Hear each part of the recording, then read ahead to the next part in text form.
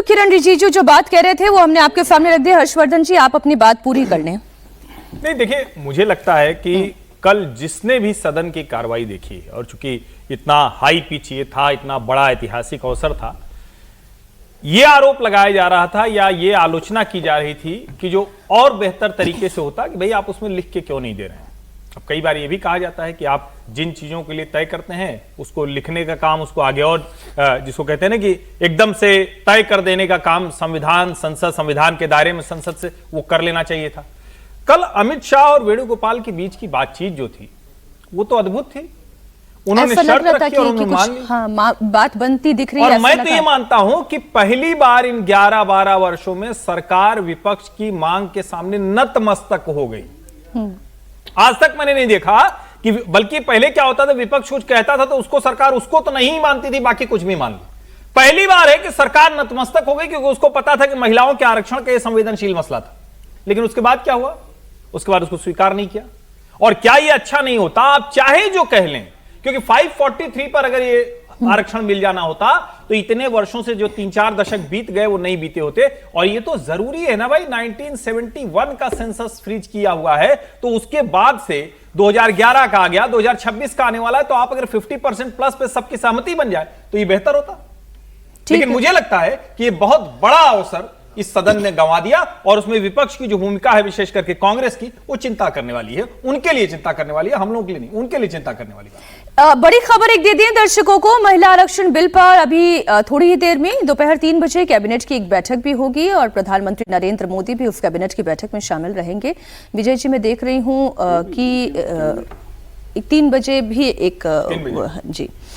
तो विजय जी, आज सुबह से मैं जैसे सोशल मीडिया पर भी थोड़ा नजर रख रही हूँ और देख रही हूँ कि प्रधानमंत्री की तरफ से कुछ कहा जाता है, क्या कोई निराशा या कोई आशा भविष्य में? जो कांग्रेस पार्टी कह रही है कि भाई 543 पर ही, अभी प्रियंका गांधी का भी बयान हमने सुनाया था कि 543 पर ही आप जो है वो रिजर्वेशन दे दीजिए 33% का, हम इसके लिए तैयार हैं, ये स्वागत योग्य है। प्रधानमंत्री क्या कहेंगे, क्या बोलेंगे, इस पर हमारी नजर है। और क्या नफा नुकसान कांग्रेस पार्टी को कुछ दिख रहा है इसमें? नहीं, जब हमने ये प्रोग्राम शुरू किया तो आपने एक लाइन उसमें लिखी है कि तमिलनाडु और पश्चिम बंगाल के चुनावों में इसका असर दिखाई देगा जी। तो एक सवाल मेरे मन में आया कि क्या उन चुनावों को ध्यान में रख के ये बिल लाया गया था? अच्छा, ये बोल चुके हैं प्रधानमंत्री ने, कहा विपक्ष को इसका अंजाम भुगतना होगा।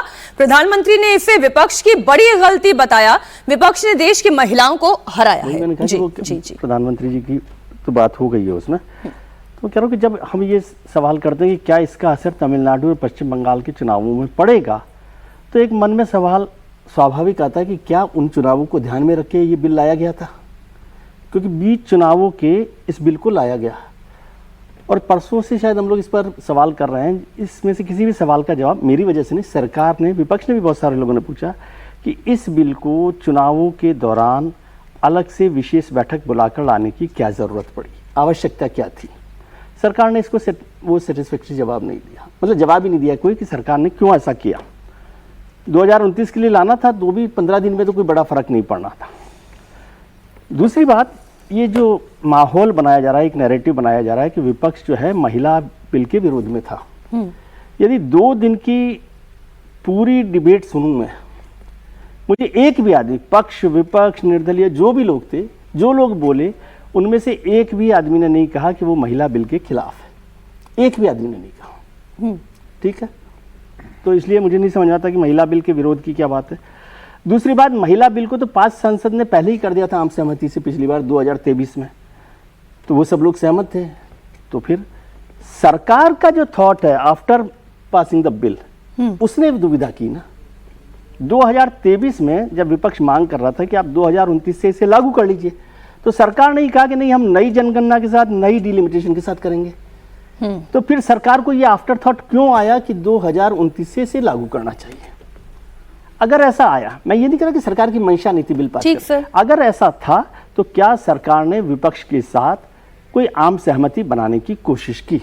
वो भी मुझे तो नहीं दिखाई दी। कोशिश की होगी तो की होगी, क्योंकि अगर थोड़ी बहुत भी कोशिश की होती तो ये जो 54 वोट्स का डिफरेंस है, ये हो सकता है 25-30 का रह जाता, 10-20 लोग तो जाग जाते। जैसे प्रधानमंत्री जी ने आखिरी वक्त तक कोशिश की, जो हमने कल भी चर्चा की कि बहुत अच्छा काम है कि प्रधानमंत्री जी ने एक पहले emotional राजनीतिक post दलों के था। जी। साथ वो अपील की, फिर सांसदों से भी अपील की। इसमें कोई बुरी बात नहीं है, अच्छी अपील है।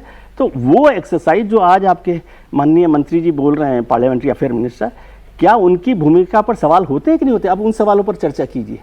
क्या पार्लियामेंट्री अफेयर मिनिस्टर जो फ्लोर मैनेजमेंट है उसमें फेल रहे कि सरकार अपने अलावा किसी को अपने साथ नहीं ला सके? क्या संविधान संशोधन बिल पर सरकार को ऐसे ही तैयारी करनी चाहिए? ठीक और है। अगर ऐसा नहीं है तो ये मंशा पर भी सवाल हो सकता है कि क्या सरकार वाकई इस बिल को पास कराना चाहती थी या नहीं चाहती थी। मैं उस पर नहीं जा रहा कि बिल गिरते ही बीजेपी के एमपी जो है प्ले कार्ड्स लेकर आगे कांग्रेस के और विपक्षी खिलाफ, वो पहले से ही बना रखे थे, नहीं बना रखे थे, वो इशू ही नहीं है। जी। लेकिन क्या सरकार ने अपनी मंशा के हिसाब से शिद्दत से वो काम किया या नहीं किया?